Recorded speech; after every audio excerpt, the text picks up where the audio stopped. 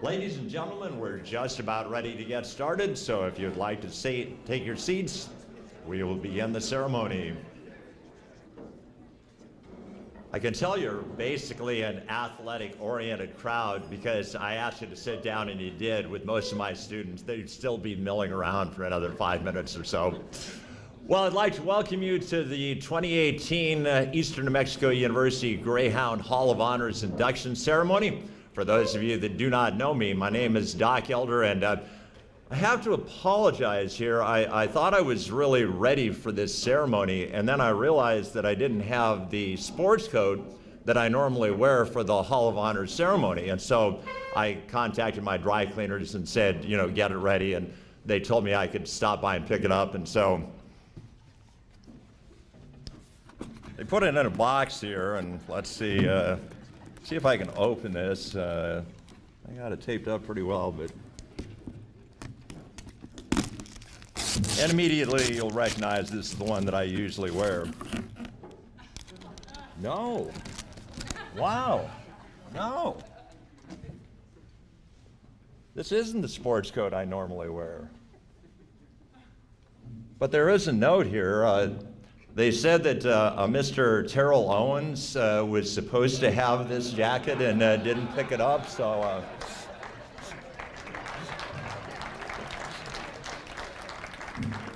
Either that or I used to work for ABC Wide World of Sports for back in the day. But at any rate, it's a pleasure for me to be here again this year as your host, and we are honoring the best of the best of the best. These are people who excelled on a consistent basis at Eastern New Mexico University.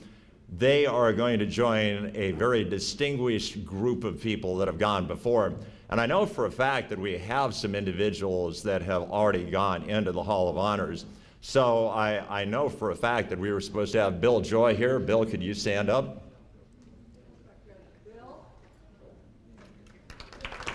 And Bill, if you wouldn't mind, keep standing up, please. And I know we've got Wayne Moore. Wayne, please stand up.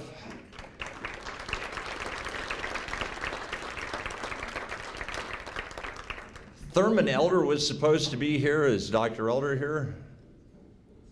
Haven't seen him. And are there others that were, I need to get my eyes checked. Buck Wilson back there. Buck, please stand up.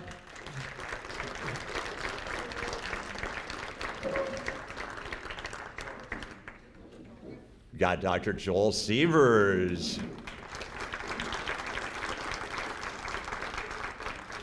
And Evelyn Chambers and Charles Chambers.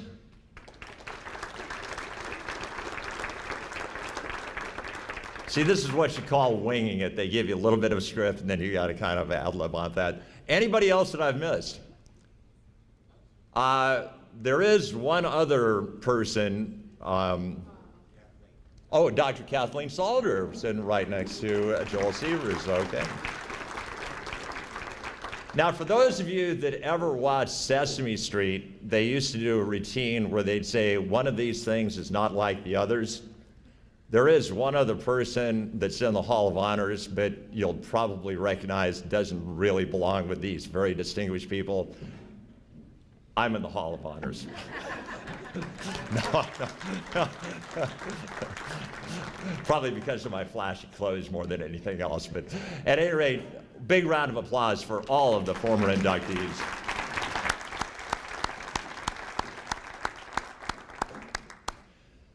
This would not be possible without certain groups of people that have contributed their times and their talents to putting on an event of this nature. First of all, we are going to have a fantastic meal, and it was catered to us and is being served to us by Sodexo, so please, big round of applause for Sodexo.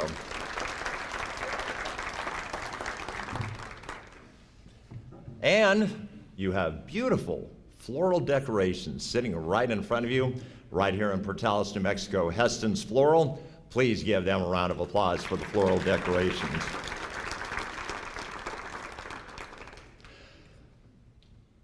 A university is only as good as the person who's leading it. We were blessed for 16 years to have Steve Gamble who definitely took us to a different level in so many different ways. And it's tough to try and follow a person of that caliber, but we were very fortunate. We had 4 really good candidates for replacement for that position. The best person out of that 4 got the job, and I'm not just saying that because he signs my paycheck every other Friday. A gentleman by the name of Jeff Elwell, who's now not only the president, but also the chancellor of Eastern New Mexico University. And Jeff, would you please come up and make a few comments?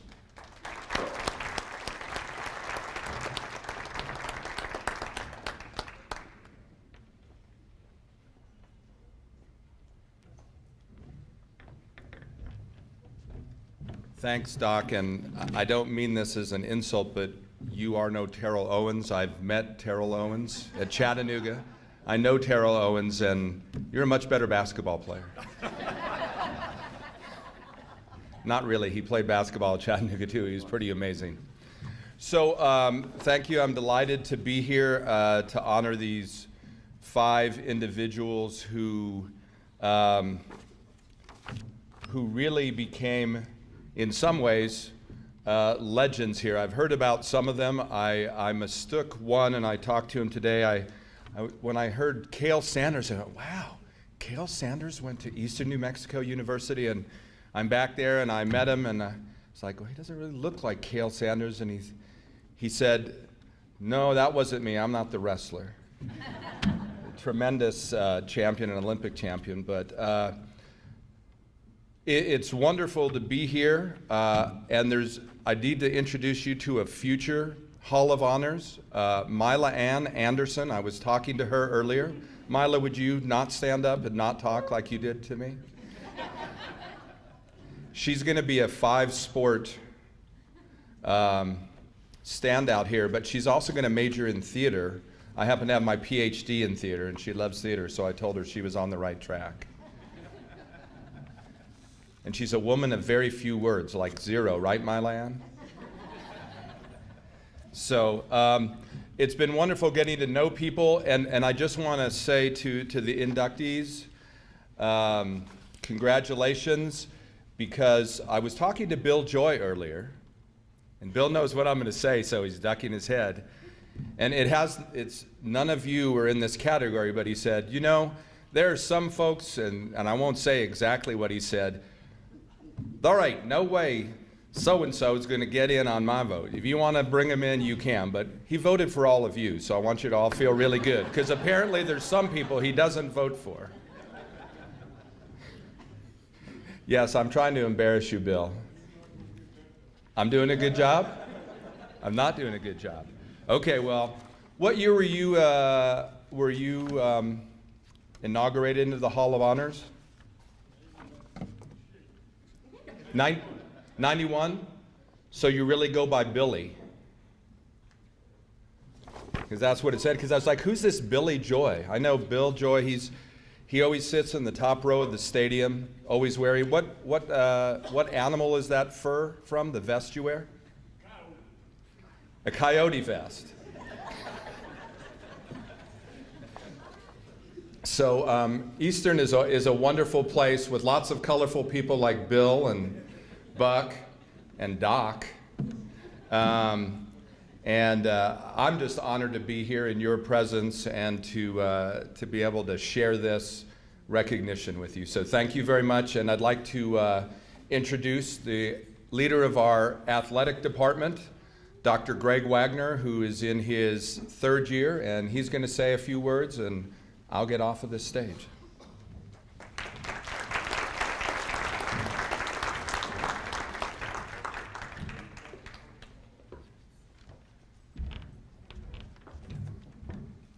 Well, good morning. I'd like to start with where we should, and that is the congratulations to the inductees that are here. This is a remarkable class.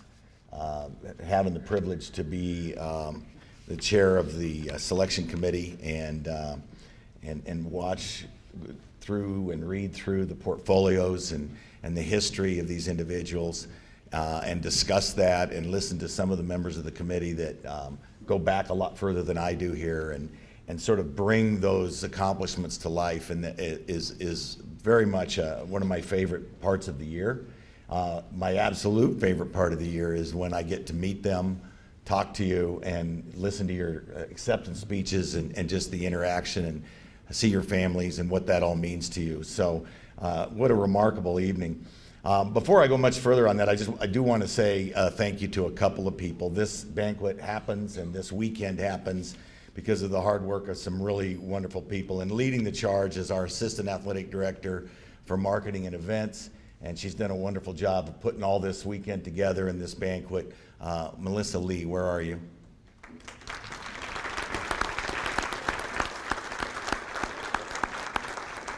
Okay, well, I'm going to have to embarrass her when she comes back in then. Also, our office coordinator does a wonderful job on all fronts and is very integral in this as well. Kim Seitz, where are you? Up there, thank you.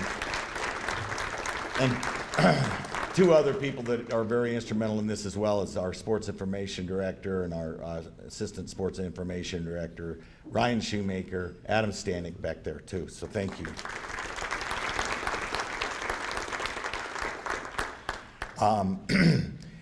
I've always been amazed. There she is. Give her a hand right back there, Melissa.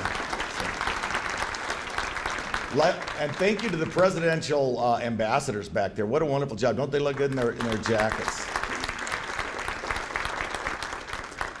So I've been very impressed also since I've been here, which is a little over 2 years, with the family atmosphere, the affection of what Eastern means to people, and the alumni. It's a wonderful family to be a part of, and I've really enjoyed my time here, and this is sort of a culmination of that. One of the things that is important for all of us that are here presently, and I think this banquet is important to tie the past with the present, and so we have that. So we're going to be giving some awards with some more contemporary individuals that make this our successes happen, including some student athletes this morning. And all of us that work here now, and all of us that are part of the athletic program, it's important that we understand our responsibilities and our stewardship, because the paths that you all plowed and forged and the accomplishments that you made are part of, we're standing on your shoulders, and it's important that we do work that allows those that are after us to also do so, and that's good stewardship. So I can assure you there are people working very hard right now to make you all proud and to do that. And I'm very, we have student athletes that graduate at high rates. They're among the best GPA in their athletic department. GPA is amongst the best in the Lone Star Conference. In fact, 2 years ago, our men collectively, our men programs and student athletes were the best GPA collectively in the Lone Star Conference of any of the male student athletes across the way. And this past year in 2017-18, our women won that conference award for academics. So let's give them a hand for their academic accomplishments. These people are fundraising and engaging in community service as well as their academics and their athletics, and they do a lot to make us proud, and their plate is full, and we're proud of them. They've been off to a nice start this year as well, and we're very excited about the recent accomplishments that many of them have made, including this year. So I do believe that we have several coaches and athletic staff that are well on their way, and student athletes especially, that are well on their way right now, that down the road they're going to be joining your class. They're going to be joining the Hall of Honors, and I'm very excited to watch some of them. You'll probably hear some of them today in some of their acceptance speeches and for their awards. So looking forward to that someday down the road as well. So tonight we connect the present with the past, and we celebrate our successes, we celebrate our heritage, and this connection of this celebration and the importance of it is right. We hope you enjoy your banquet. We hope you enjoy your entire weekend. You've deserved it. You've earned it. Thanks for blessing us with your presence here today, and the legacy that you've left on ENMU. Have a good evening.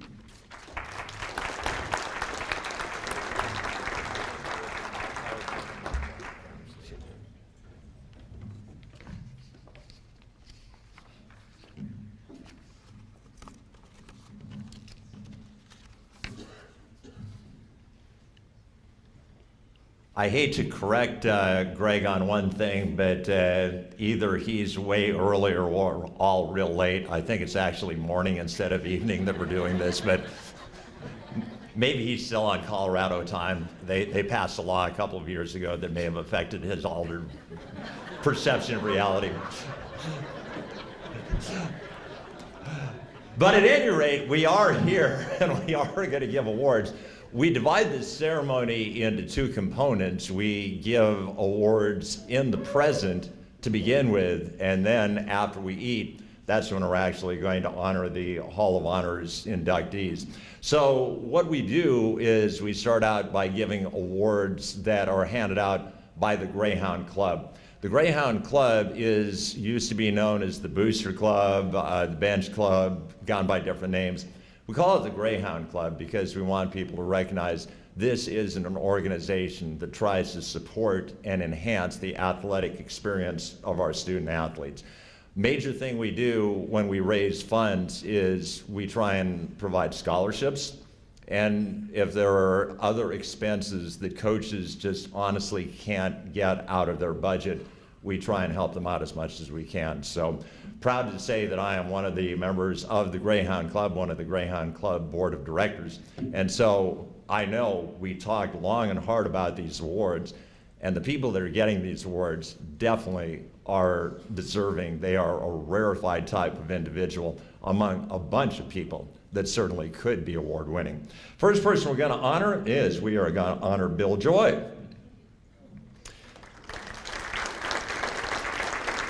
Bill is our Greyhound Club Member of the Year. For those of you that don't know about Bill, he did remember it right off the top of his head. He was a 1991 inductee. He served as the athletic trainer for 25 years. He is indeed a staple at ENMU Athletics. He pointed out he wears a coyote vest. Now, normally, wearing a fur animal coat is cruel, but with a coyote, I think we're all better off having those people, those creatures eliminated. So Bill will catch a little slack on that. He has an infectious smile and a laugh and a kind word to say for all. Ladies and gentlemen, Bill Joy.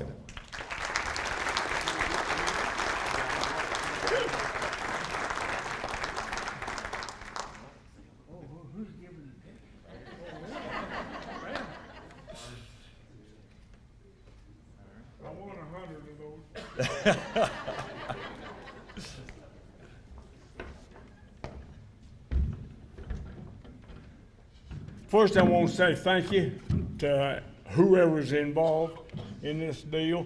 But the one thing that I wonder is that who was he talking about? All that good stuff, it surely wasn't me. And the coat is elk, it is not coyote. I lied to all of you. I got my invitation or letter or whatever you want to call it here to the Hall of Honors breakfast. And I looked down on the ticket and it said dress, professional attire. And so I see Greg got the football game last weekend, and his wife always sits up there with me. She gets away from him. And he came up there, and I said, Greg, what is professional attire? He looked at me a minute, and he said, well, Bill, for you, it's a shirt and a pair of pants. And here I is.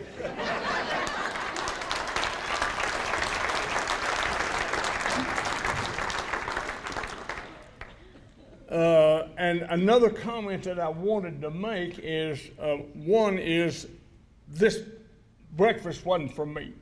It was for the inductees that we accept into the Hall of Honors every year. And to bring up one point is that there's one inductee this year that everybody bragged about his ability to catch the football.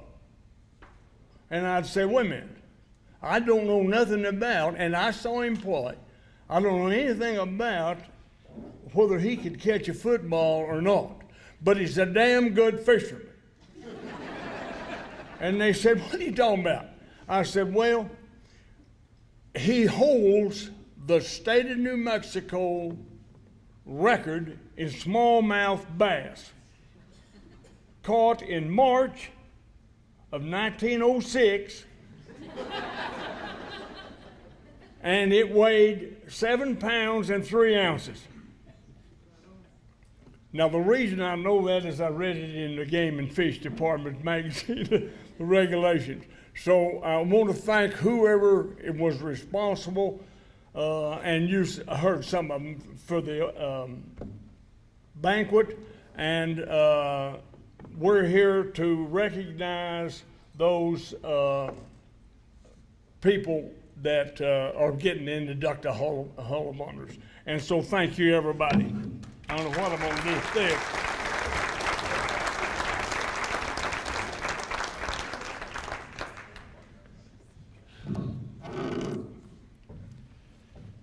If you ever look at the brochure for the Greyhound Club, you'll see that we have members that participate at a level of $25. We also have corporations that are going to contribute quite a bit more. We honor individual Greyhound members like Bill Joy, but we also want to honor the corporations that are really the main economic drivers of what we're able to do with the Greyhound Club. And it's a tough decision because we've got many, many great corporate sponsors. And a big reason why we have as many as we do is because Greg and his assistants have gone out and made contacts and inroads. So this year, another tough decision, but this year, our corporate sponsor, CNS.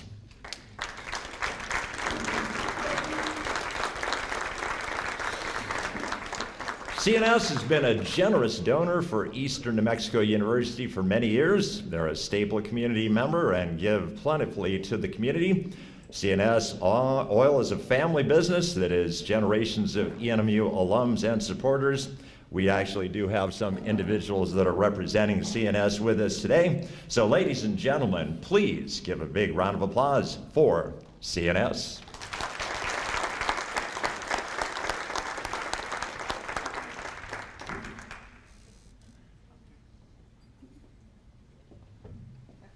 They're speechless.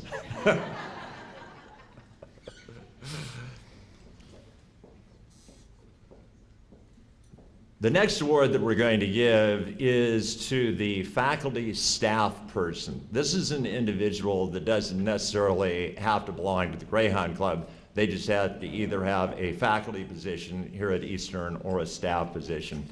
And I can tell you, I've been at some universities where you never saw people from the faculty, never saw them from the staff at an athletic contest. It's one reason why I love Eastern as much as I do, plus they haven't fired me for 25 years, so that's another reason I like them. But a big reason, we have tremendous faculty staff support. And so here again, it's always a tough decision to say, this is the best faculty staff person. But this year, if there ever was a no-brainer, this was a no-brainer. The individual that the Greyhound Club wants to honor as the faculty staff person of the year is Kim Seitz.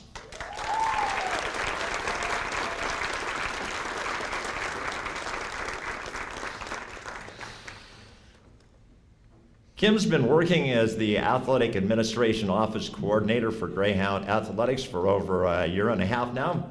She's made a huge impact in her short time with the athletic department and has been instrumental in helping to lead the athletic department through significant achievements and substantial challenges. Kim has worn any hat necessary to help out the athletic department and put in countless hours. She's dedicated to the cause and to the student athletes and programs of Eastern New Mexico University. Her superb customer service skills serve as a face to our athletic department and are second to none. Thank you for all that you do, Kim Seitz.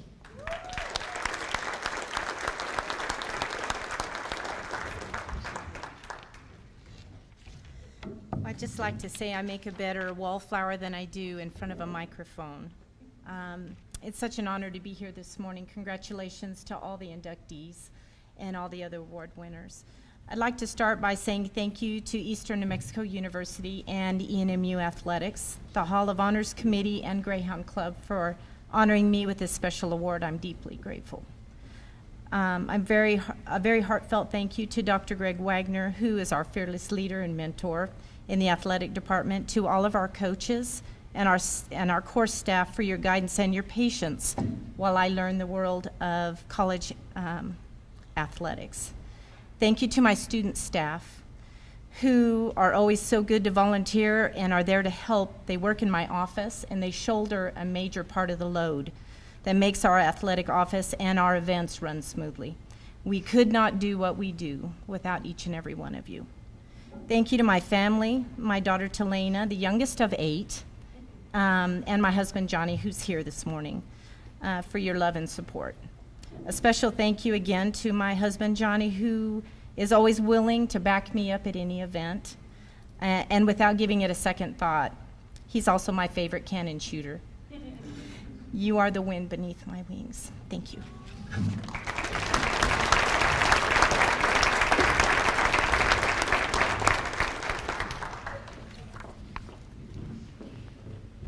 Every year, the athletic department is asked to select a greatest Greyhound male athlete of the year and a greatest Greyhound female athlete of the year. The way that this works is you can't vote for your own player.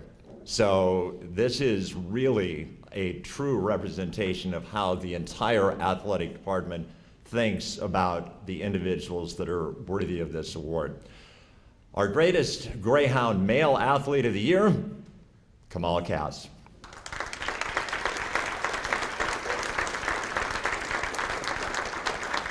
Not only was Kamal Cass the greatest Greyhound in 2017, he'll go down as one of the greatest in the history of ENMU athletics.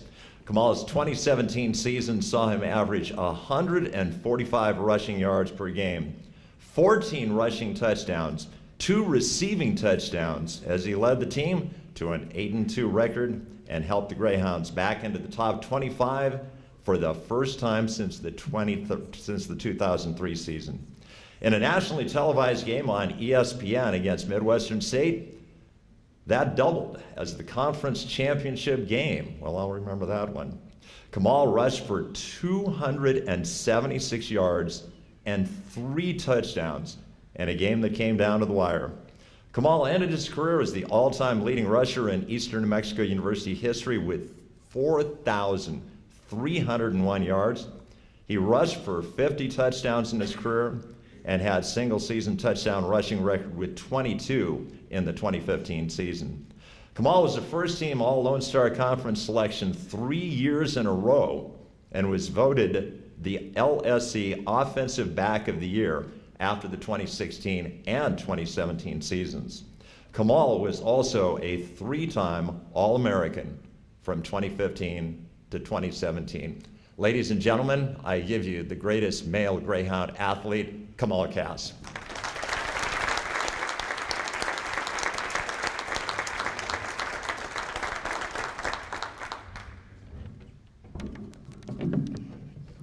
Well, first off, I just want to thank my Lord and Savior, Jesus Christ, because I mean, nothing without him, and we wouldn't be here, so I really appreciate that. Second of all, I just want to say thank you to my mom, my dad, family, friends. You know, without y'all guys' support, I wouldn't be here today. Third, I want to thank the committee for selecting me a second time in a row. I mean, it's a blessing. Y'all know I don't like these too much, but I really appreciate it. Fourth off, I want to thank Laura. You know, I've been here 4 years. There was times I probably thought I was right, should have been in the game, but you kept me out, and it was probably for the best, and I appreciate that. Next, I want to thank Coach Kelly. You know, there was a couple of times I thought, you know, I shouldn't be here, but you always kept your trust in me, and I really appreciate it. And most of all, I really just want to say thank you to my teammates. None of them are in here, but I mean, from the time I stepped on the field as a freshman to the last time I stepped on the field, I mean, it's been those guys that were here with me. And I mean, even though I was the male greatest Greyhound, it's really not my award. It's the, I say, Eastern football, the Eastern football team, sorry, yeah, this is their award. So I mean, I'd like to thank them, and I'd like to thank you all for being here, and God bless.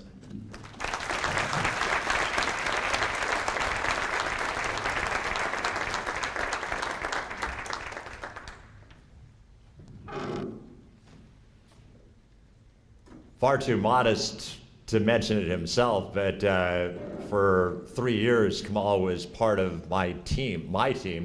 I get the privilege of hosting a television program on KNW. It's called Sports Look, and whatever Kamal was asked to do, he did the job extremely well. And not sure which direction he's going to go, athletics or comm, but whichever direction he goes, he is definitely going to make Eastern New Mexico University proud. For the greatest female athlete, we actually had a tie, and I can understand why, because we had two young ladies that had superb seasons in their own respective sports, and so we're actually going to honor two individuals as the greatest female Greyhound. The first one we're going to honor is Erica Burke.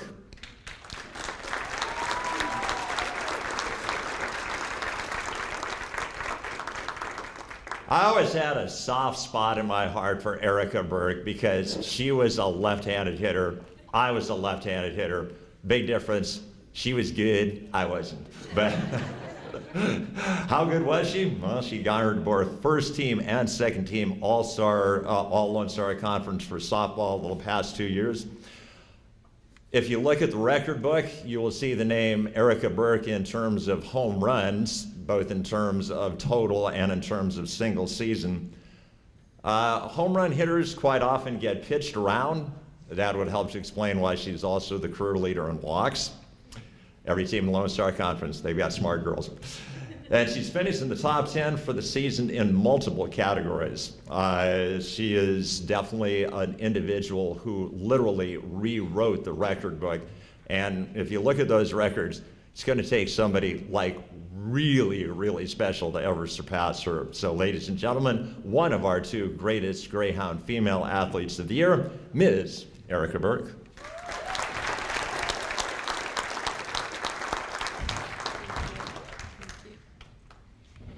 Hello, good morning. Thank you for this award. I definitely appreciate it. I want to first thank my family, my parents. They aren't here today, but I want to thank them for everything, for all the support, all of the time and effort and money they put into me to be able to get me here. Today, I want to thank my teammates. One is in the back, Ashley Lopez, just for pushing me, for making me a better person, better teammate overall. I want to thank Dr. Wagner. He didn't coach me or anything, but he definitely pushed me. I went through a situation this last fall, which led to the spring, but he helped me get through it. And yes, I want to say thank you to everyone, and Kim as well in the office for taking care of me last year.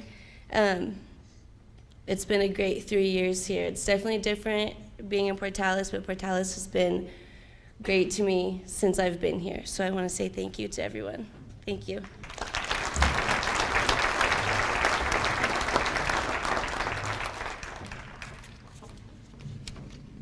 Last but certainly not least, our other greatest female Greyhound athlete for the past season is Danny Bustos.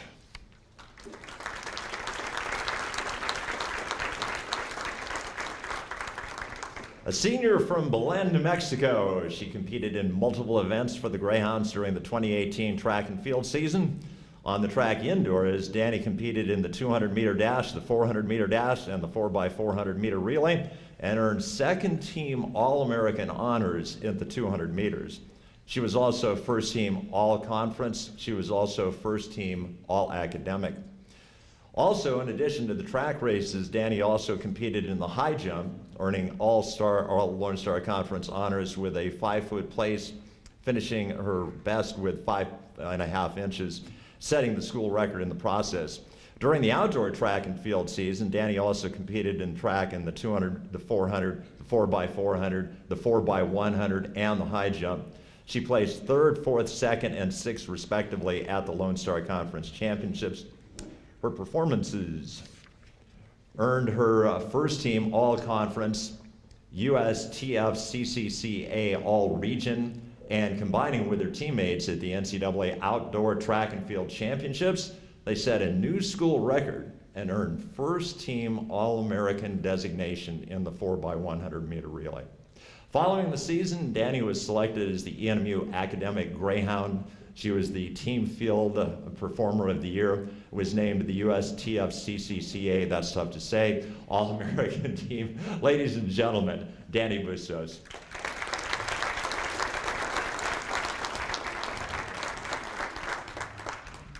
Good morning, everyone. It's an honor to receive this award, and I just wanted to say thank you to everyone who's been a part of my life and helped me get this far, my family, my coaches, everyone here at Eastern, and I don't know what else to say. I'm not really good at speeches, but I just wanted to congratulate everyone that's in the Hall of Honors and is also getting inducted into the Hall of Honors, and thank you all for being here.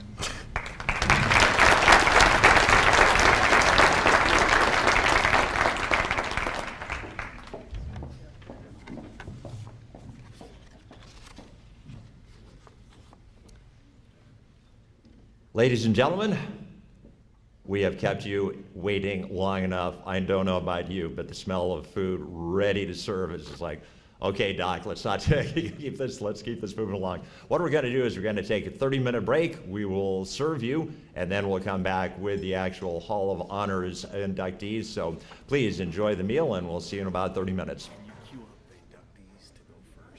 Oh, and if we could ask the inductees if they could eat first so that they're not rushing through their biscuits as we're getting ready to present them with an award. So please, inductees lead the way and the rest of us will follow. Ladies and gentlemen, we're just about ready to begin the induction ceremony. So if you'll grab your last muffin or a glass of OJ and have a seat, we will get started.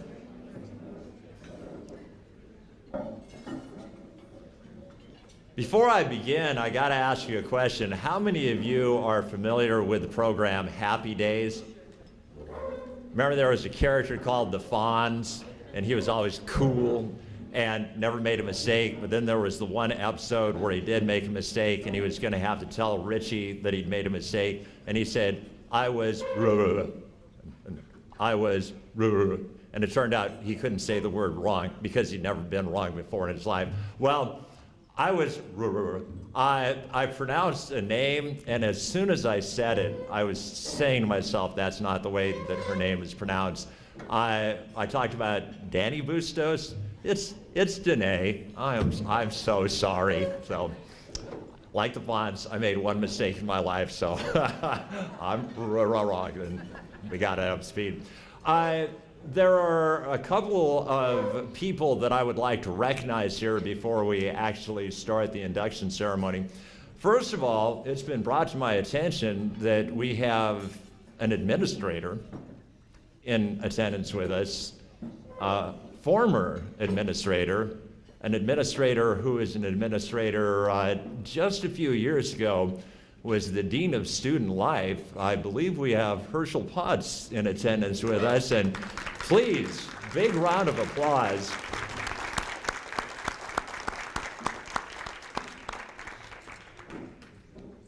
They have that thankless task of trying to keep students in line.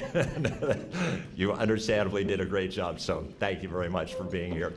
Other group of people we'd like to recognize, there has to be a process, a very rigorous process of determining which student athletes get to go into the Hall of Honors.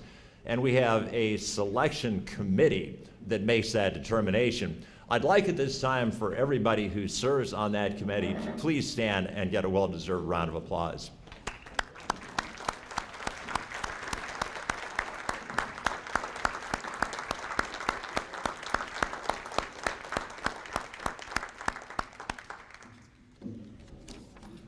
And now, what a pleasure, what a treat, what a thrill, what an honor. I actually get to turn the ceremonies over to somebody who gets paid to talk for a living and actually does a good job of it. The person who is actually going to be talking about the individuals going into the Hall of Honors is a young lady by the name of Rachel Witt. Now, according to her biography, they want me to mention that she is a 2013 graduate of Eastern New Mexico University. She spent time broadcasting with KNW. She's worked with the New Mexico Broadcasters Association and with KOAT-TV Channel 7 in Albuquerque. All that is well and good, but it leaves out the most important thing. She used to work for Rooney Moon Broadcasting, and the very last weekend that she was in Portales, she came out and did color commentary for me on a Greyhound baseball game. That was the high point of her career, isn't it, Rachel? Absolutely. So, ladies and gentlemen, without further delay, truly one of the shining examples of an Eastern success story, a young lady who is going to have a brilliant broadcasting career, Ms. Rachel Witt.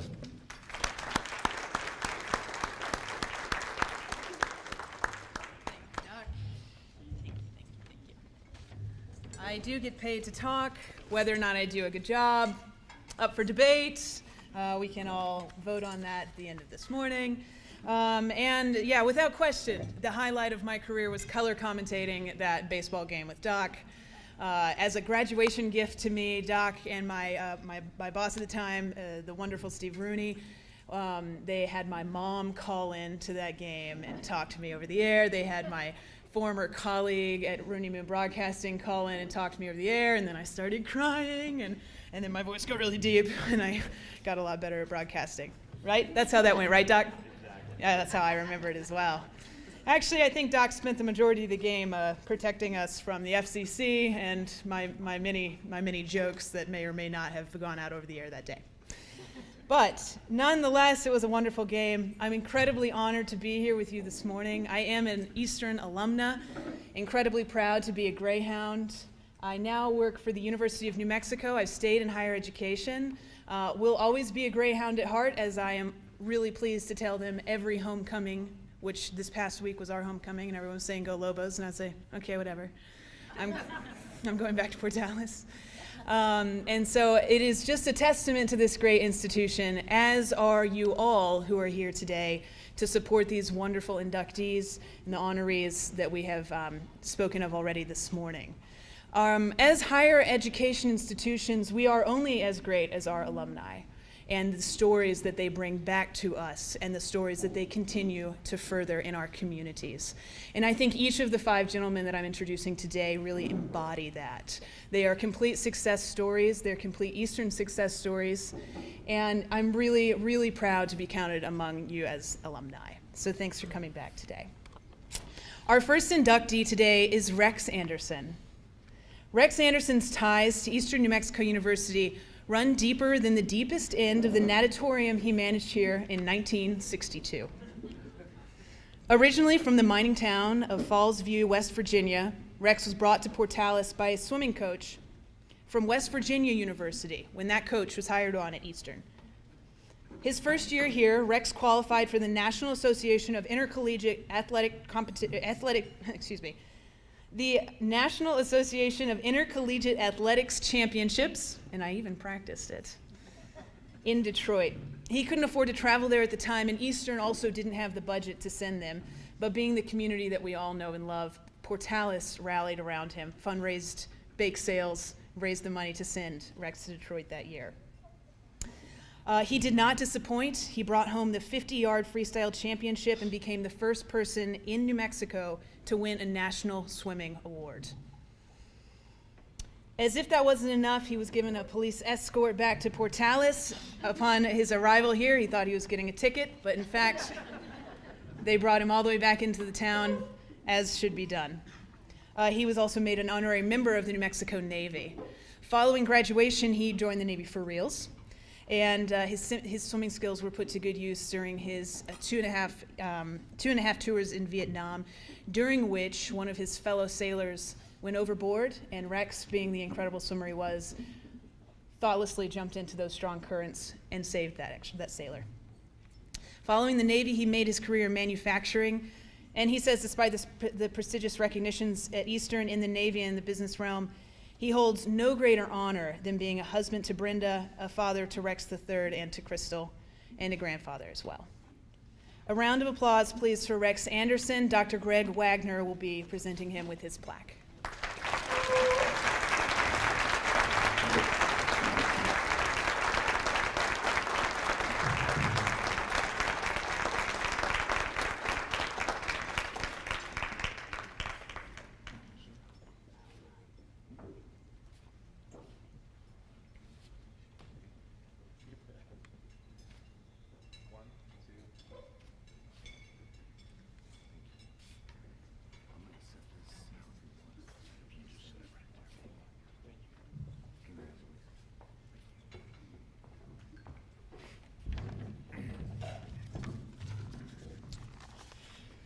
Good morning. I really want to thank the Director of Athletics, Greg Wagner. We've had a chance to talk with him several times, and we have a lot in common from our parents, our dads working in the coal mines. His dad worked in a coal mine in Colorado. I came out of West Virginia from a coal mining family.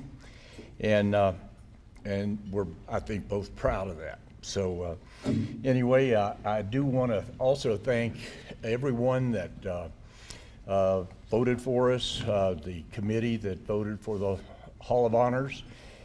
And I also wanted to congratulate all my fellow inductees. And you're just so impressive when I read everything about you. It's amazing. I will say, you are quite a bit younger than I am, and because it was 57 years ago when I came to Portales in 1961, actually, and started swimming for Portales. And how that happened, I will mention that growing up in West Virginia, I had a father that could work and fix anything, and he was really great with his hands. I'm left-handed, and it just used to aggravate him to no end to watch me try to work or turn a wrench. And I remember one day him saying to me when I was working on a lawnmower, "Son, you better get an education, because if you have to go to work for a living, you'll starve to death." And it really was my mom and dad's dream for their children to go to college. And so I helped with that dream, and they certainly helped me get to school. And the first year at West Virginia University, and my second year, I was a walk-on swimmer. And I swam for West Virginia University, won a couple of conference championships, and I knew how tough it was on my parents to try to send me to school. They helped send me that first year, and I asked for a full scholarship. And they couldn't give me a full scholarship because that was a minor sport, as they would say, and football and basketball at West Virginia University took the full scholarships. And so I said, well, I'm going to have to look around. And so I looked around at different colleges, and then my coach, Lou Ringer, called me and said he had been offered a job at Eastern New Mexico University, and would I like to go there with him? And I said, well, I'm working on trying to get a full scholarship. And he said, you'll get a full scholarship and a job. And I said, count me in. And so I had a cruise box, I would call it, because I was a Navy guy, but it was a chest that was a war hero from my little hometown. And his name was, excuse me, Alistair McDonald. And he fought in World War I. And that's how old that cruise box is, and we still have it in our storage shed at home. And I packed that cruise box with my mother's help, of course, and I had a suitcase. And off to Eastern New Mexico I came. And I loved it here from the beginning. I did write, as I was going through all the memorabilia, I did run into a postcard where I had written home to my mother, said, the only hill I've ever seen out here, because we grew up in the mountains in West Virginia, I said, was a pile of beans on my plate. And, but it's still a great place. The people were great. It was an amazing place. And then fortunately for me, I met people like Dean Potts that was introduced. And Dean Potts did a lot for me. He was a great mentor. I spent a lot of time with him, working for him, and he was the Dean of Men at the time. And he put me in charge of Eddie Hall. Eddie Hall was built that year that I graduated, and it was Dean Potts that put me in as head resident of Eddie Hall. And we had 250, or 225 or 250, I'm not sure of the number, but of college freshmen that I was in charge of, and of course I reported to Dean Potts. And so he was a disciplinarian, no question, but he was a fair guy. I mean, there was not a student at Eastern New Mexico University that didn't, that had to leave school because their parents lost their job, or something happened to a parent and they couldn't afford to go to school, because Dean Potts would always find them a job and find something for them to do. Now, every once in a while you'd run into somebody who was too proud to shovel potatoes or meat in the cafeteria, and he'd look them straight in the eye and say, well, maybe you do need to leave the university and learn something, and then you can come back because you shouldn't be too proud to work. And in those days it was really different, because the political correctness wasn't really in vogue, and the management of the school ran the school, and it was very interesting. Then the political correctness came in, and we learned that looters are not looters; they're unconventional shoppers, and things such as this. But I learned a lot from him as far as how he managed people, how he made decisions, the fairness, the integrity that he had, and I certainly applaud him for that. It lasted my whole career. And also, at the time, Dr. Moyer was the president of the university. And Dr. Moyer was a man of integrity, and he helped me out quite a bit also. And I got such a solid foundation. I was a business major, and I think I majored in swimming really most of the time. But I was a business major, and they taught me the importance of being a capitalist, of being in a country that believed in the free enterprise system. And we were proud, and we were taught to be proud of the fact that we have built the greatest power, economic power in the history of the world. And we've done more for the world than any other country in its history. And and we're a God-fearing people, and that's so important. And so anyway, I just, I know they've asked us to hold it to 10 minutes, and so I don't want to run over my time, but at the same time, I also wanted to mention a few names that some of you might remember. And for example, Dr. Eckstein. I don't know how many of you remember Dr. Eckstein, Dr. Stephen Eckstein Jr., and he came from a Jewish family that was converted to Christianity, and I used to listen to him preach at the Church of Christ downtown Portales. Also listened to him in some of his classes. He was a great teacher of the Bible, and he certainly planted a lot of seeds in my heart, and was also a great and instrumental part of my of whatever I've done in life. And also I wanted to mention John Ludka.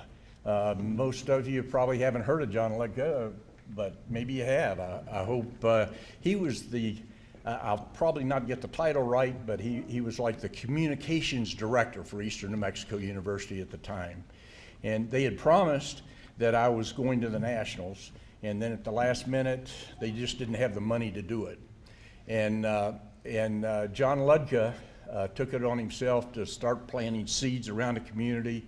The schools, grade schools, elementary schools, collected money and turned it in, just like it was mentioned. There was some bake sales, and then one of the real fun things was the faculty actually challenged the swimming team to a swimming event, and that was really exciting. You should have seen some of the bathing suits that were worn during that period. And there's something on that on the table there, and they raised a lot of money. The price of admission was a donation as you came through the door, and people were so supportive. And one thing that I will remember, I do remember, is how much the football team supported the swimming team. And at that time, right near Roosevelt Hall there was a Quonset hut, a steel Quonset hut, and that's where the football players lived. And so they were, rough guys. They were really tough guys, and but they really liked swimming for some reason, and they would come to every one of our home swimming meets, and they were some of our biggest fans, cheering us on. And I don't know if it's because they lived in West Texas, or most of them in West Texas, Oklahoma, or New Mexico, and there's a lot of beach but not a lot of water. And so most of the swimmers are from out of state, and they brought us in, and it's disappointing to know that we don't still have a swimming team, but maybe someday we'll get the swimming team back, and that would be a great thing. So anyway, I would like to say Eastern Mexico University did give me that solid platform that I needed. I learned a lot, as I mentioned, from Dean Potts. I learned a lot in my classes.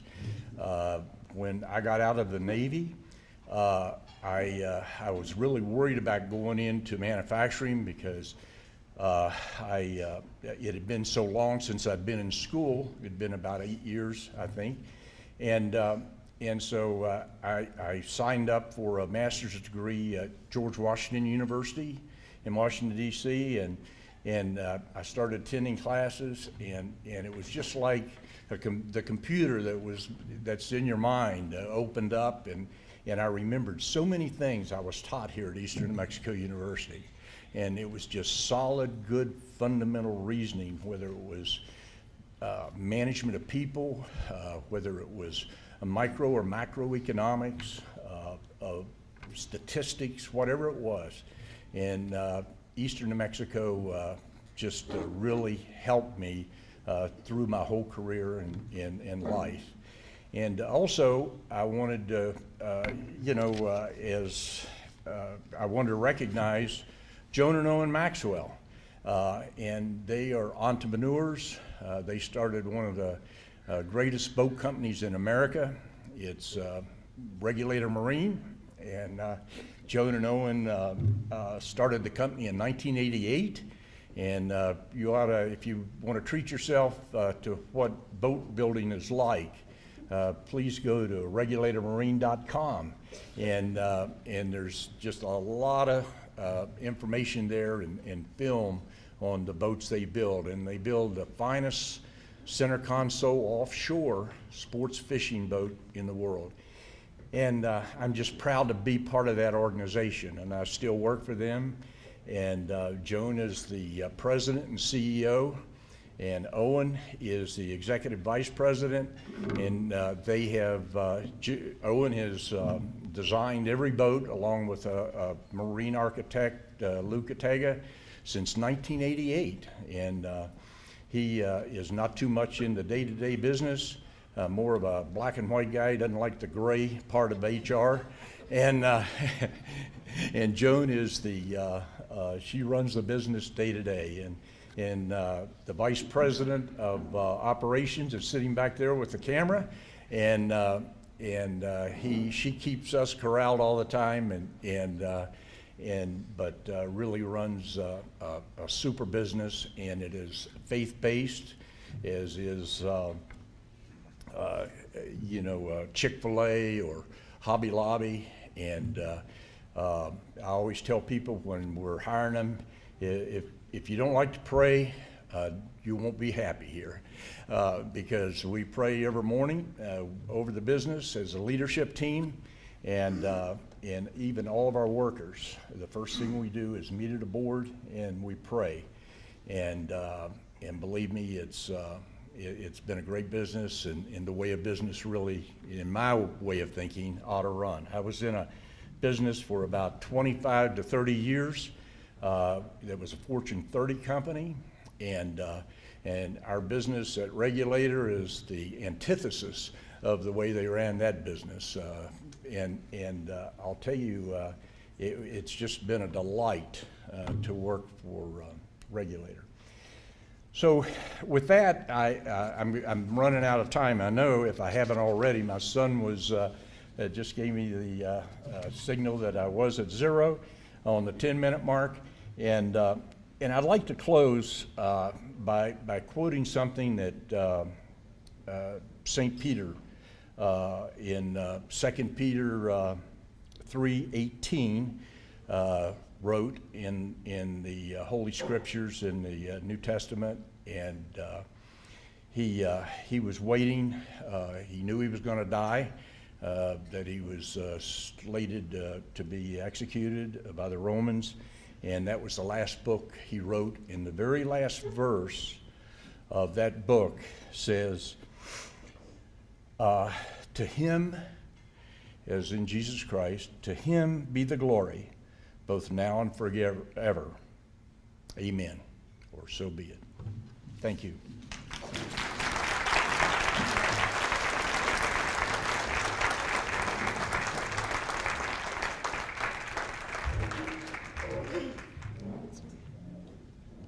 Is that just the stage?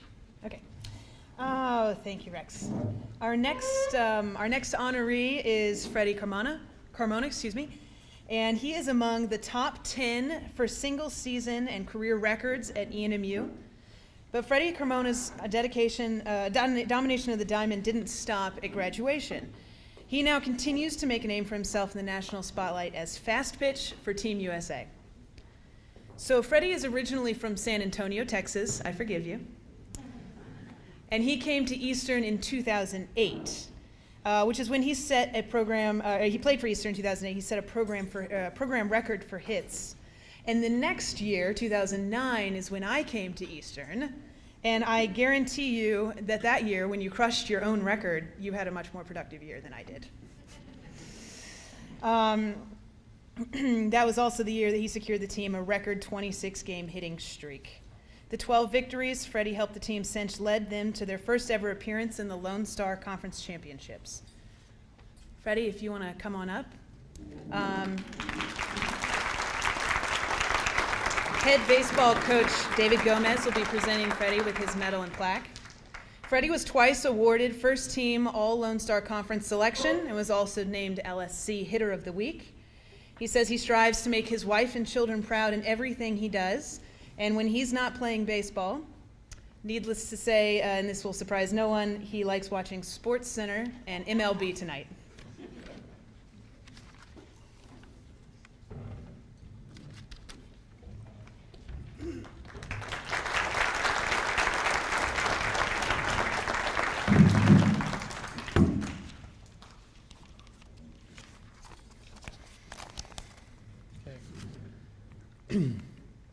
like to thank, first I'd like to thank God for all his blessings, the Hall of Honors Committee for this prestigious honor, and those that nominated us.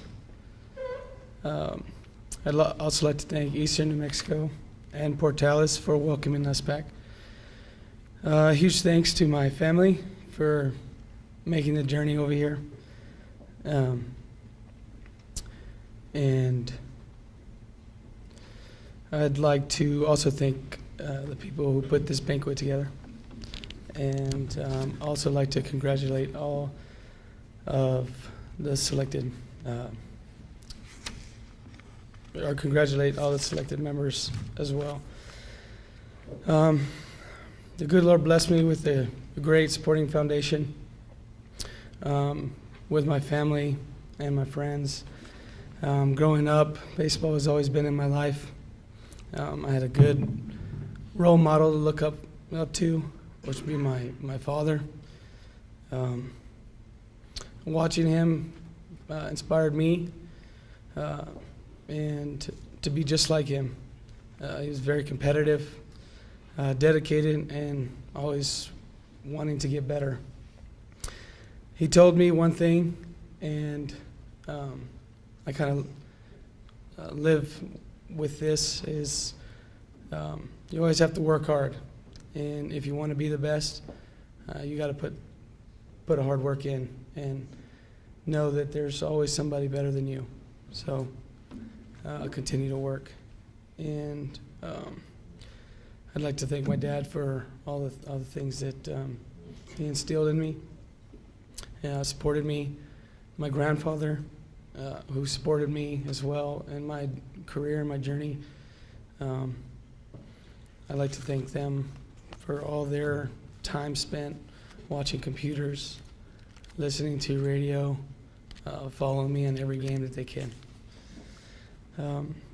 I'd like to thank all my coaches, teammates, for helping me get to where I am. One coach I'd like to point out would be Coach Todd Baker. He was my hitting coach at Ranger Junior College before I came to Eastern. He was about 3 years older than I was, and so no one really looked at him as a coach. He's kind of just there's no way a 23-year-old kid could be our coach, right? But he was definitely, the knowledge that and passion that he had for the game was far beyond his years. And he helped me realize all the hard work that we have to put in to be someone good. And countless hours we spent hitting. We didn't have a fancy facility, so he would turn his car lights on, and he'd drag me out of the dorm room, and it was very easy to fall into a lazy college kid mentality, but he would drag us out and hit until the lights went out. His car battery died. And then it was the next day.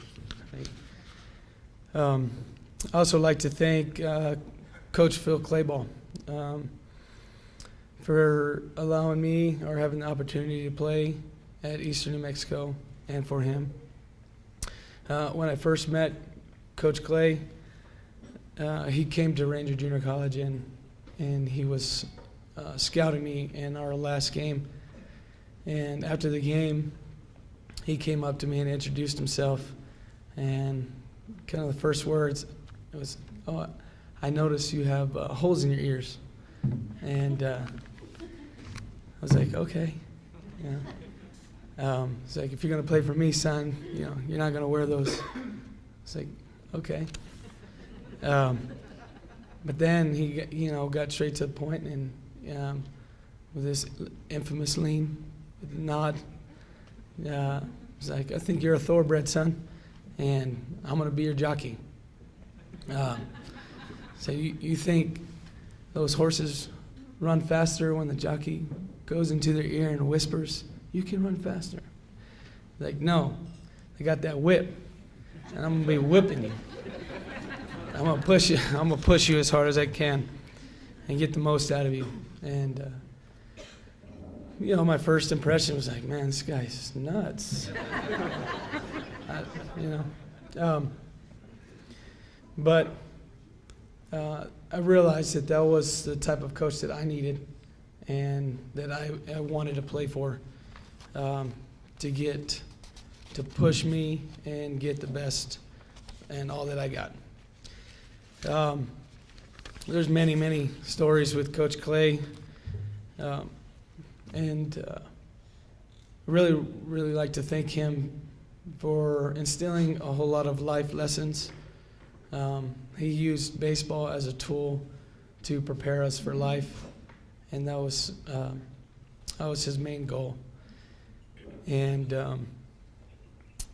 when I decided, okay, I'm coming to Eastern, it was in the fall. Our first inter squad, I think I went 0 for 5, and I didn't have a good plate appearance, obviously. And so afterwards, he had called me into his office, and I was sitting behind his desk. Again, he started leaning.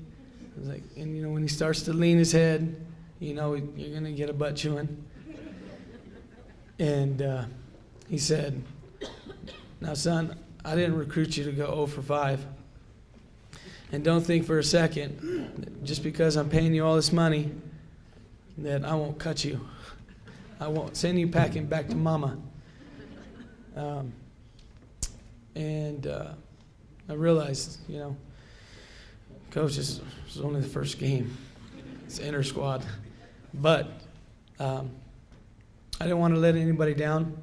My family supported me and stuff. So I ended the fall season batting .500. And, I said, there you go, coach.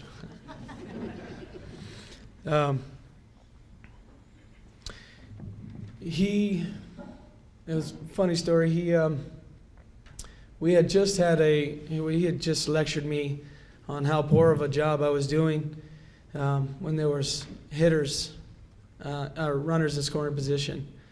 And it seemed like I only got my hits when there was nobody on. And every time there was guys on, I'd either get the last out, strike out, not be productive. And so we were playing WT in our last series, and there was a runner in scoring position, and he would always tell me, "Do something good, and I'll call you what your mama calls you." I'm like, okay.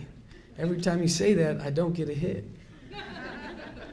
Well, I ended up getting a base hit and scoring the run, and they had stopped the game, and they had got the ball.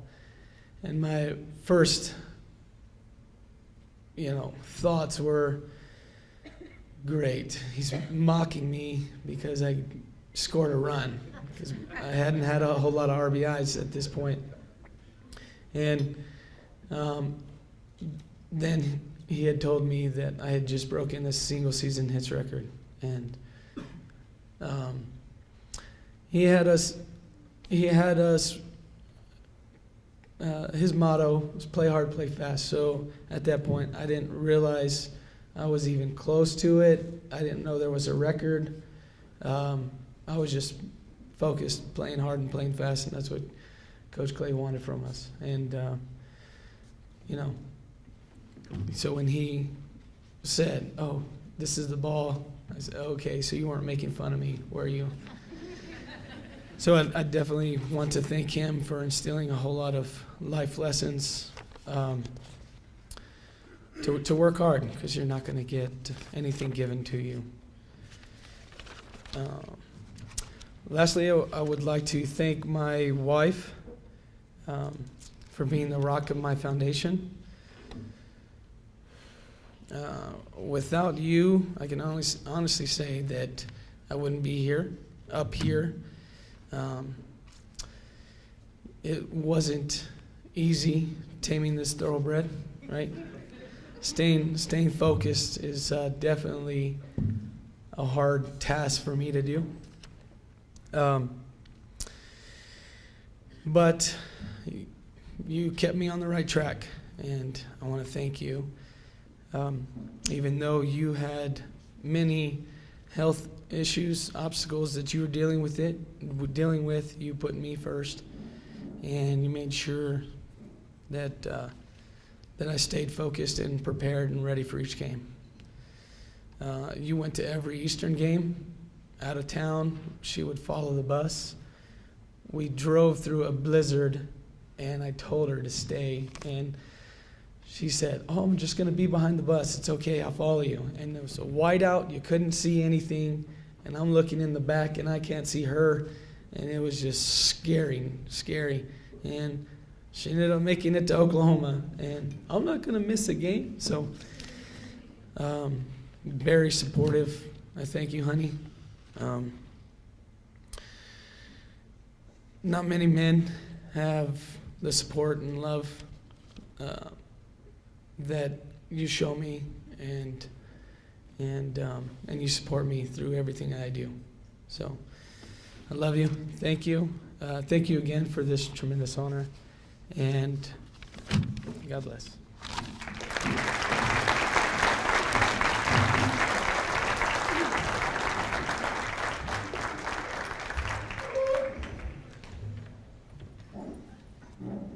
Our next honoree is Bob Gilbreath. When Bob Gilbreath speaks of Eastern New Mexico University, it's not just the countless hours on the gridiron that he remembers. He says his fondest memories of the school involve the familial environment of those who work in Greyhound Arena, which I think we can all identify with. He also remembers the welcoming and encouraging nature of the faculty, and the fact that Eastern New Mexico University prepared him for one of his greatest purposes in life, becoming a teacher. During his time at ENMU from '86 to '89, Bob defined his place in school legacy as one of our greatest kickers. In fact, he still holds the team record for single season and career field goals, 16 and 50 respectively. He lettered all 4 years at Eastern and was selected 4 times to the academic all-conference team and Lodestar Conference all-decade team. But according to him, the biggest honor he received was being named team captain in his senior year. That dedication to leadership, mentorship, and excellence can continue to be seen in Bob's life today. He has served as a football, basketball, baseball, and golf coach at 4 different high schools, all with championship results. Currently in his 29th year as an educator. Thank you, Bob. Thank you. Bob says the lessons of sacrifice and work ethic he learned at Eastern have served him well as a teacher, coach, husband, and father.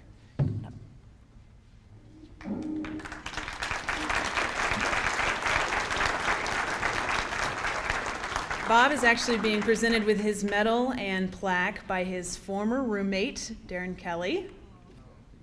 Aw.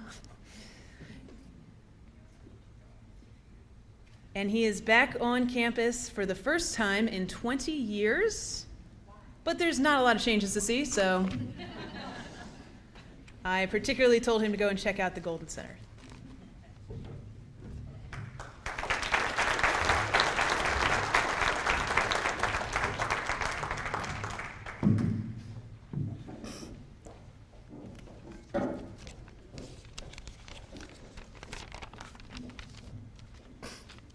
First off, let me thank Dr. Wagner and the selection committee. Thank you so much. This is beyond humbling for me. It's overwhelming. I'm sure the sense of pride that the other candidates or inductees are feeling are the same that I have today. And each of us have a unique story, and in the middle of it is Eastern New Mexico. I've always felt like the safest place for me to be is in the middle of God's will. And as I go through this, kind of my life, explaining the trail that got me to Eastern and beyond, you'll understand that. This is a tremendous honor because I was given a talent a God-given talent, and I was able to use it. But more importantly, God surrounded me with beautiful people. People that could help me, inspire me, teach me, help me grow, and help me forge a life and a career where I could pass it along to others. As I stand up here today, really I have two regrets. The first regret is that my mother and father are not here. Lost mom about 20 years ago, but I lost dad about a year and a half ago. And I know he would have been so proud. My second regret is that I didn't listen to Coach Moore. Coach Moore always tell me, if you make me your agent, I'll get you to the NFL. Well, if I'd have listened to you, Coach, we might both be in diamonds today.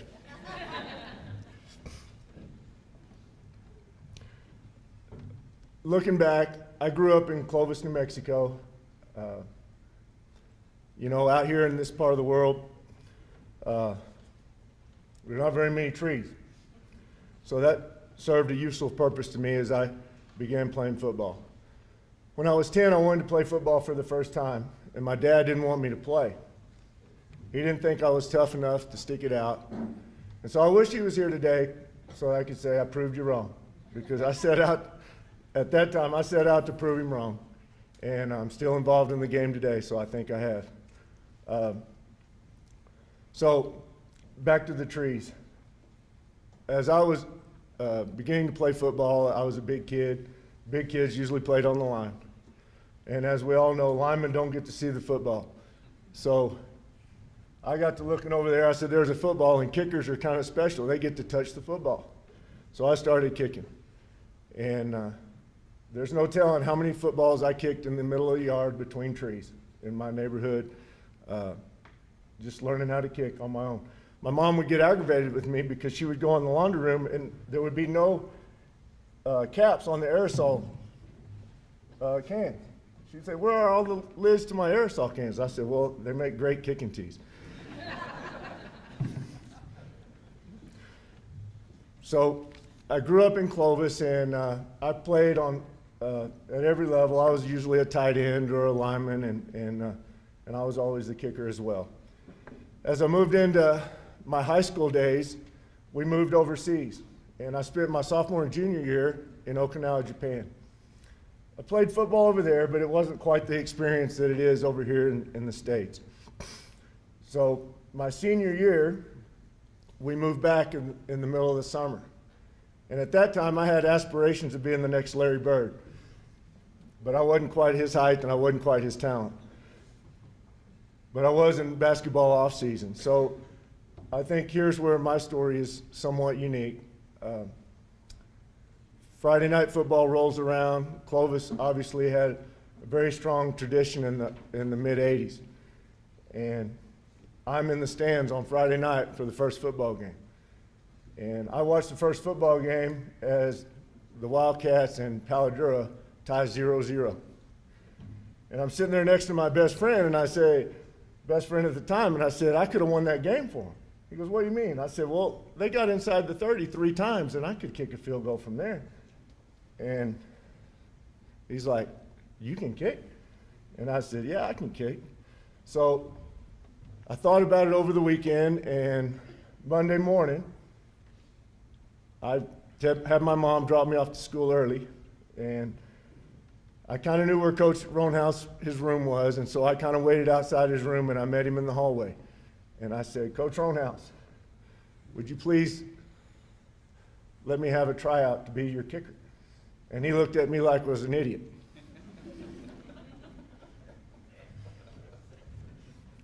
And I explained my story, how I'd moved in from over the summer and I was in basketball off season. But I really convinced him that I could help him. So he says, well, come out during your PE period and I'll take a look at you. And I'm sure, as a football coach myself, I know that the last thing I want to do is have a kicking tryout on Monday afternoon as I'm trying to prepare for a week's worth of practice. But he took the time to take me out there. And fortunately for me, I was good enough to prove my worth. I think after I made about 3 50-yard field goals in a row, he pulled me aside. He said, son, let's go get you some equipment. I need you Friday night. And so from that point, I was able to join a team and be a part of another state championship team at Clovis and be a contributing part of that team. When the season was over, I didn't know what I was going to do. Had Division I aspirations that really didn't surface. And it was late in the spring, and Coach Bill Blisle came to our house, and he asked me if I would be interested in coming to Eastern New Mexico University. And so I said, sure, I'll come down and take a look. And I was able to meet him and Coach Carthel and the staff here, kind of try out for them. And they said, we'll give you a little bit of money if you'll come down here. So this was my best option, so I came to Eastern New Mexico. The problem with Eastern New Mexico my first year was they had a senior kicker, and there was no way I was going to beat him out. It was a very hard pill for me to swallow. But another teammate of mine, a fellow kicker and punter, Mark Montoya. Mark's back there in the back. Thank you, Mark, for being here. He had been here, and he kind of took me under his wing. He helped me develop more confidence in myself.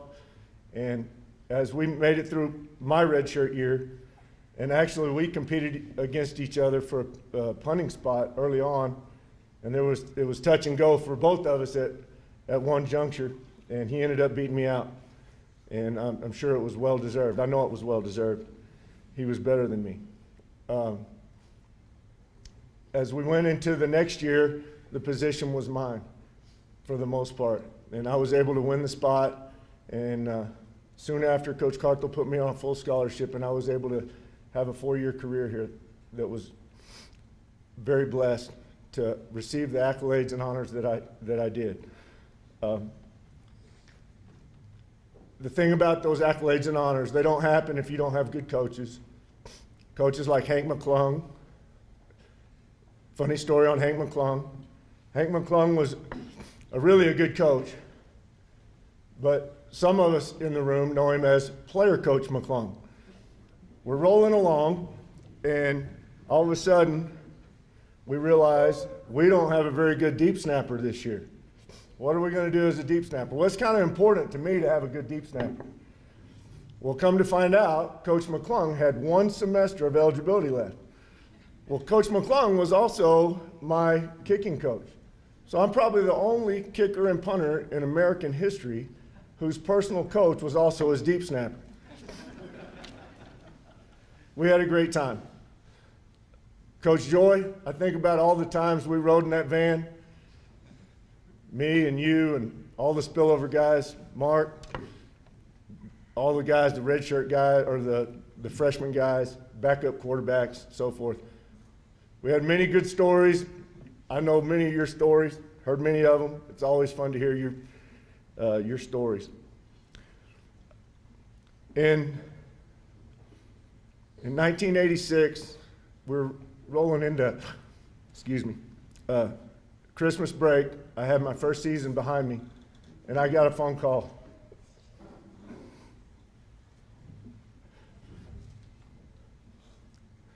It was Darren Kelly. And Darren said, I'm looking for a roommate. I want to transfer to Eastern. I said, I knew Darren. We'd been teammates. We'd been childhood acquaintances. We weren't really friends. But I said, sure, I'd love to room with you. And so in the spring of 87, I believe it was 87, wasn't it, Darren? In the spring of 87, we moved into Lincoln Hall together. And not only have we been best friends ever since, we've been brothers. It's a very special relationship to me, as you can tell. And about that time, not long after that, my mom and dad moved overseas. They moved back to Japan. So my family here stateside became the Kelly family. Leon, Letitia, Jay, and Kenda. You guys were so special to me. You provided me with the support I needed here at home, and you treated me like I was one of your own. Thank you. Thank you so much.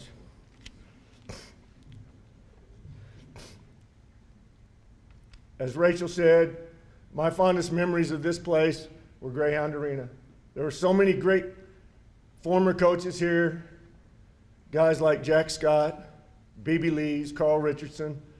You could walk in those doors and they were always had a smile on their face, ready to greet you, ready to congratulate you, made you feel at home.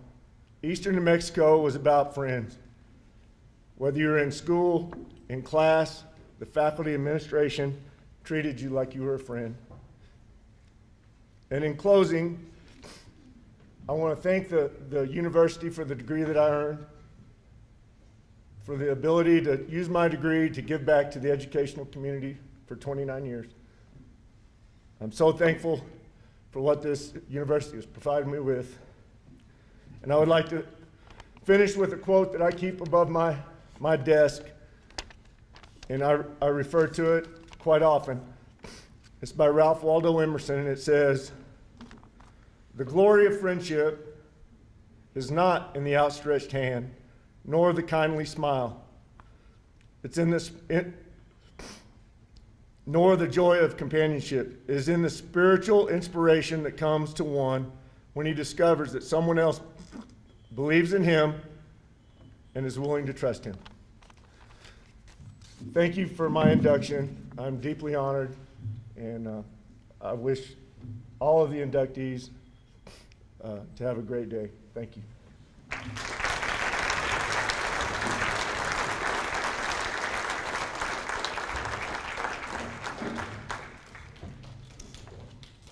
Our next inductee is Ed Kabrick, who I have a personal fondness for, as well as I'm sure many of you in the room.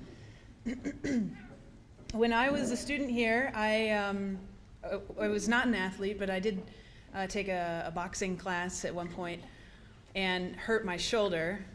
And I mean, you should have seen the other guy, but Ed Kabrick, I don't know what he did, I'm not gonna lie. Some sort of electrical stimuli on my shoulder, and I would go and visit him a couple times a week, or I can't even remember how frequently, and that injury, which I held for several years before I went to see him, finally healed due to his wonderful attention. And so I came to know him, as many students at Eastern did, as a mentor, a leader, but also a healer to players and students like myself on and off the court. Ed Kabrick serves as the head athletic trainer at Eastern New Mexico University from 2001 to 2010. And during that time, Big Ed cared for countless Eastern student athletes. Through his care, he prevented injuries in each of ENMU's varsity sports. He not only took it upon himself to organize and expand the training room, but also expanded the minds of students as a health and physical education professor. No doubt he also had a part to play in encouraging his daughter Megan, who played for Eastern's volleyball team. Ed's nomination into the Hall of Honors noted his service and his dedication to ENMU students, faculty, and staff, and commended him, as I do today, for representing Eastern on the highest level. He's now the head athletic trainer at University of Central Oklahoma, where he continues his legacy of cultivating and encouraging a safe environment for student athletes and students of all. Ed?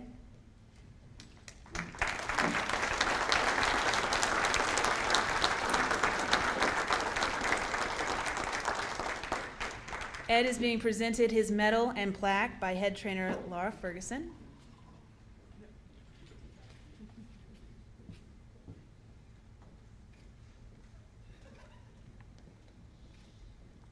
Ladies and gentlemen, Big Ed.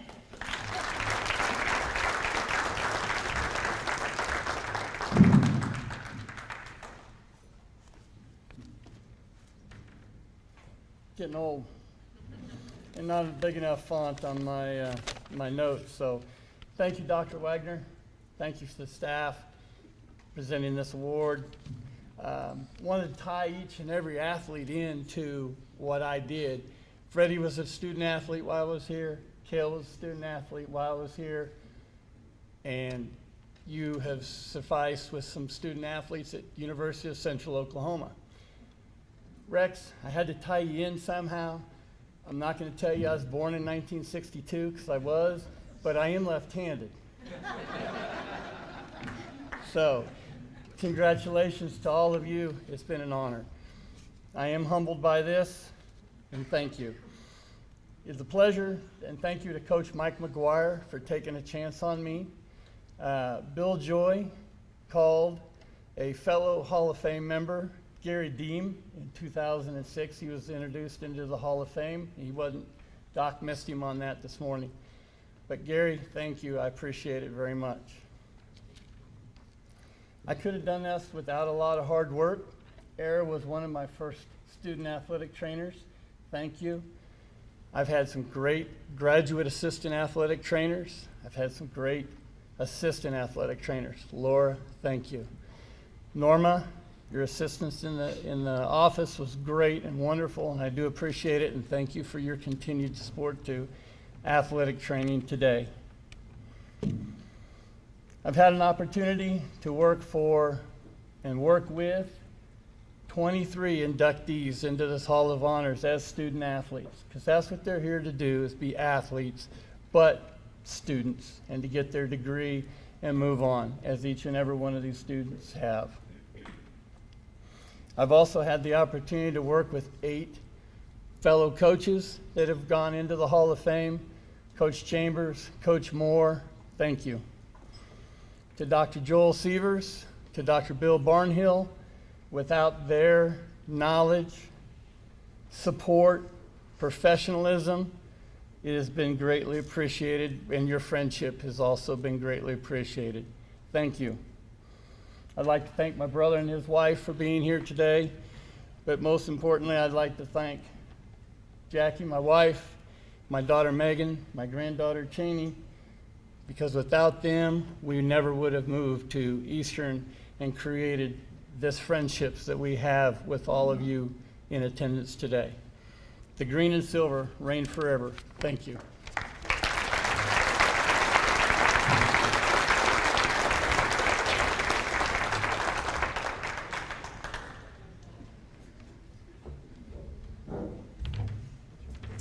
All right, moving right along. Our last but certainly not least inductee today is Cale Sanders. Now, Cale's list of record holdings at Eastern is nearly as long as the 48 passes for 980 yards he completed his junior year here. The former wide receiver was a Goddard Rocket, and he rocketed his way onto the Greyhound team from 98 to 2003. During those years, he was part of the back-to-back LSC championship teams and was named LSC Offensive Player of the Week and Special Teams Player of the Week multiple times. Cale still holds 9 records at Eastern and was invited to the 2004 NFL Draft. His love for the game wouldn't be dampened by injury that kept him from going pro. He instead chose to give back to the sports community, coaching football at Midland Lee and eventually back at Goddard High. He finally hung up the game in 2009 and has since raised a very successful oil field company alongside his wife and Eastern alumna, Era. Please join me in welcoming to the podium Cale Sanders.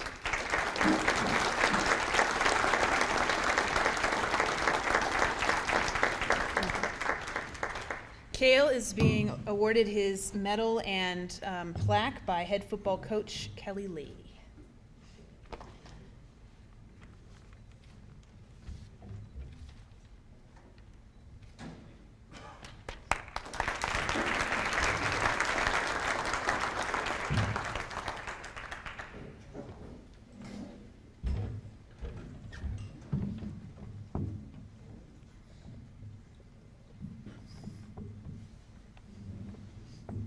Good morning.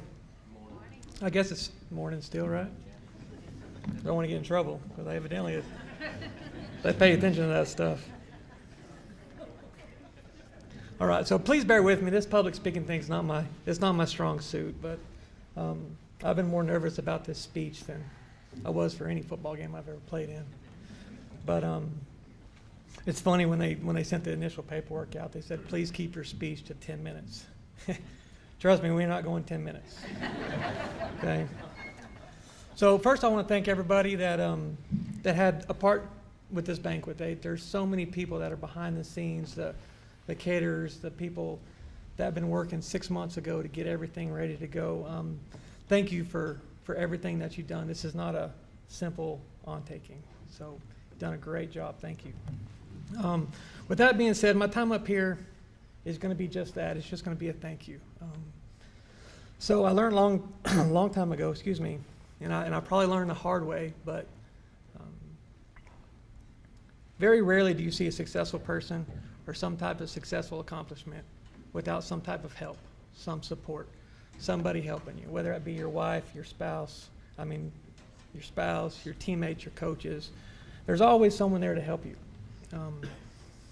So I want to begin my thank yous in no particular order, but I would like to start with my mom and my dad. Ever since I was a little kid, playing Little League Baseball, Pee Wee football, my mom and dad were always there. We traveled all over the world, it seemed like, chasing baseball games and football games.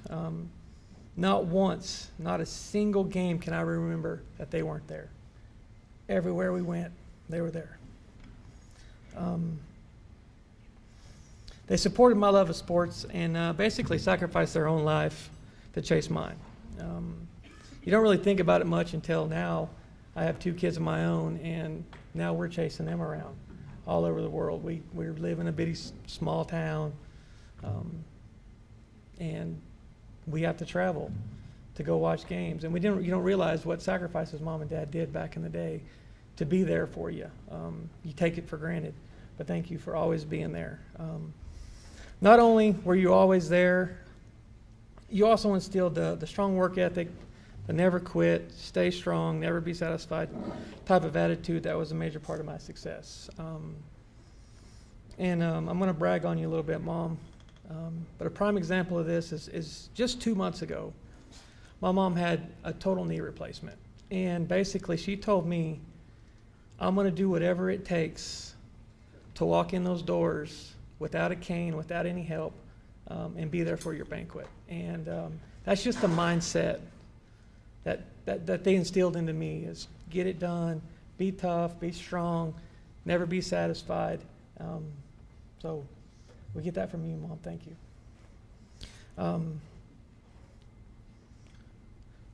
Unfortunately, I lost my dad 11 years ago.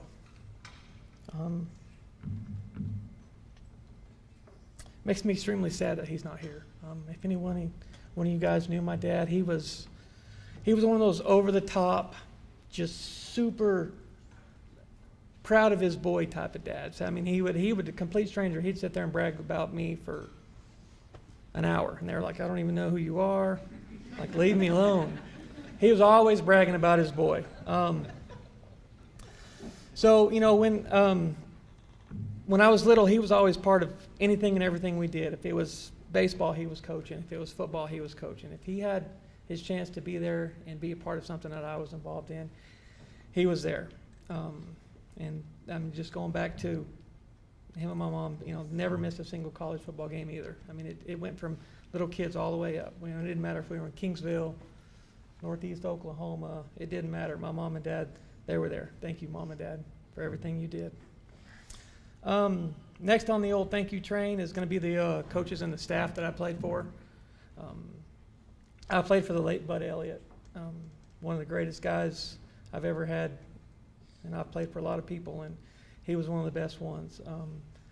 Honestly, I'm not sure what he saw in a 160-pound white kid from Roswell, skinny, just, but evidently he saw something no one else did, because honestly, he gave me the opportunity to play at the next level when nobody else did, and I'm thankful for him and his vision. And Coach Howard, he was our offensive coordinator at the time. I probably was a royal pain in Coach Howard's backside, just because I was always tugging on his shirt. Coach, I'm open, throw me the ball. I mean, I probably wasn't open at all, but in my mind, I was open every play. Throw me the ball. A lot of you guys know that when I was playing here, we ran the triple option.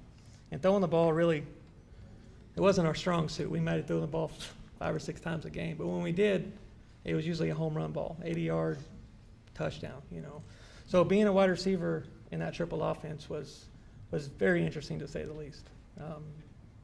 Very interesting. But these coaches, they made it possible for my success on and off the field. Thank you guys for pushing me, having patience with me, and creating and putting me in a situation to be successful when you called my name. There's several other coaches that I'm probably missing, but those guys really stuck out. Also want to thank the training staff. Thanks, Ed. I spent a lot of time with you. I was hurt quite a bit. I was probably a pain in your side too, so I apologize for that. But keeping me healthy, you did do that. But honestly, that's not the best thing you did for me. The best thing you did was hire my future wife, Era. So with that being said, that leads me to my precious wife, Era. She also attended Eastern, and she was working as a student trainer under Ed. It wasn't until years later that I actually wised up and married her.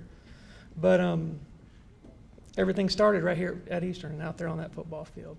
Not only does she take care of me then, she still takes care of me now. That and my two little ones, Caston and Bella. And she's the rock of our family. She's the one that continues to push me, guide our family, and she was actually the person that actually nominated me for this nomination, so thank you. I wouldn't be standing here without you. So again, thank you for everything you do then and now, and a preemptive thank you for all the stuff you're going to do and put up with me. Real quick, I'd also like to thank the nomination committee and their time and consideration, extending this nomination to me. Extremely humbling experience. I'd also like to say, like I said before, you know, there's always someone there that helps you, and I was no different.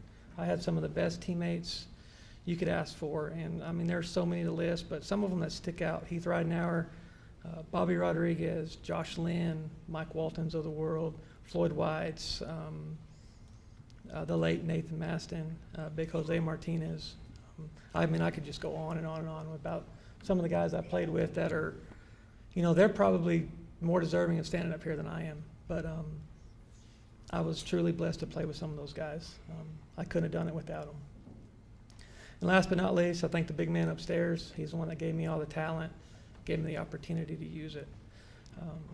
Like I said, I haven't given many speeches, but when I do, I try to end it with my favorite Bible verse, and it's 1 Corinthians 9:24, and it states, "Do you not know that all runners in a race run, but only one win the prize?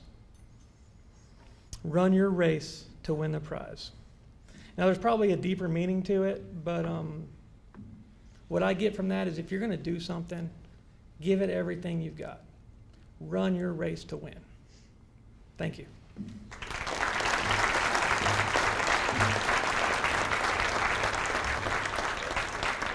All right, how about one more big round of applause for all the inductees and their families who came from all across the country to be here with us today.